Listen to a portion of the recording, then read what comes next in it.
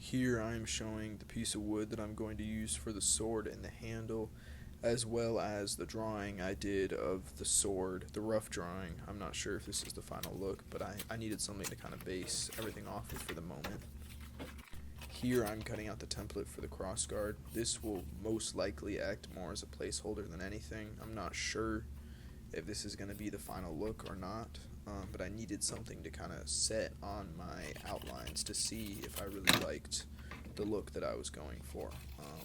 And I think I do. I think I will make it a little bit bigger, though, as you will see later in the video.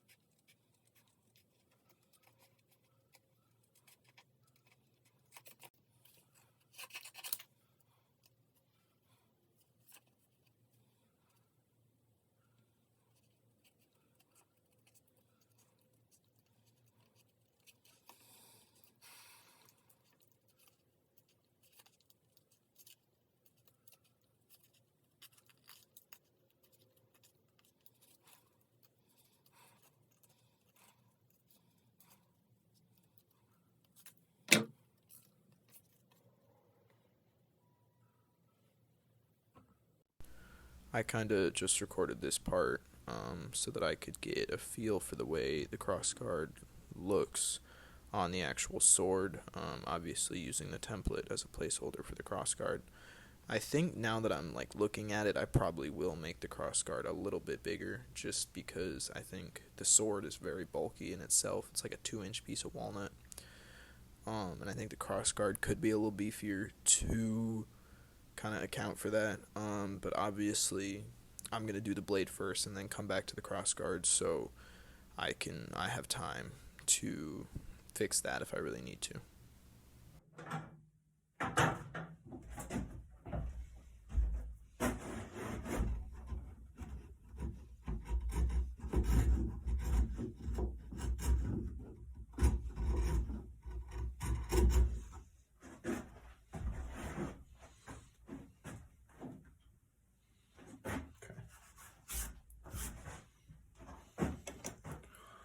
So then here I'm starting that process of cutting out my sword out of the piece of 2-inch walnut, starting with that skill saw because I like to have nice straight edges to work with.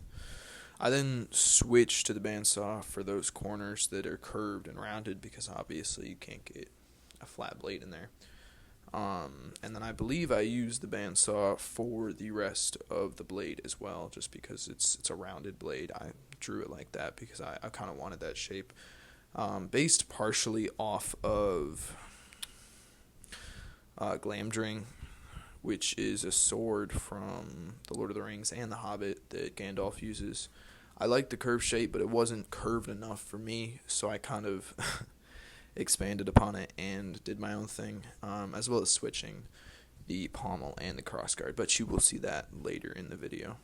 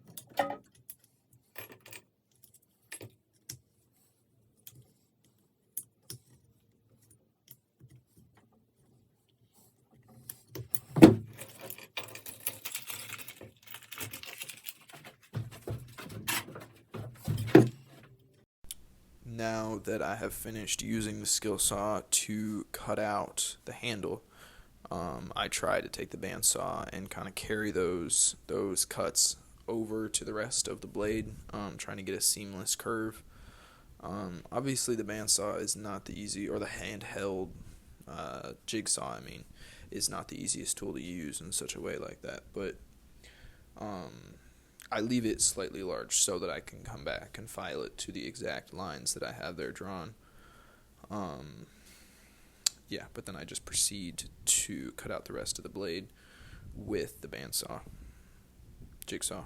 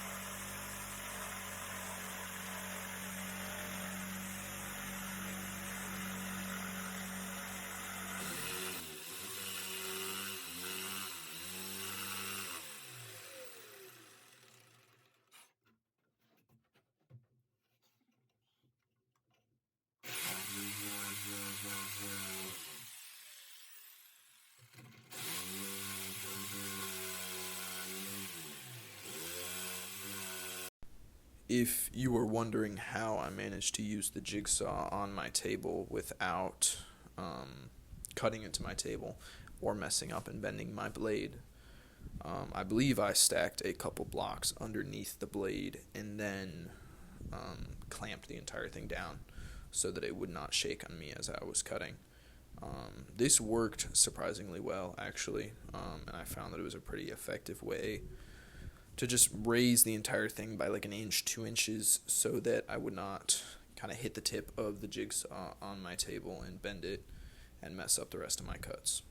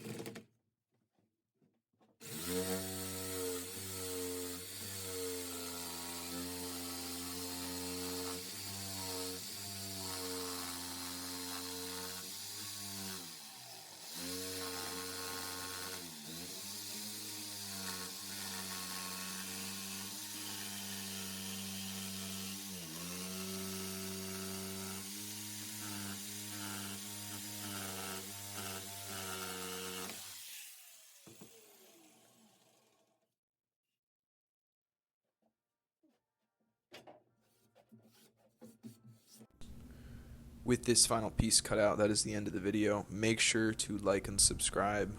Hopefully I'll be able to get the next one out soon. Until then, see you guys around.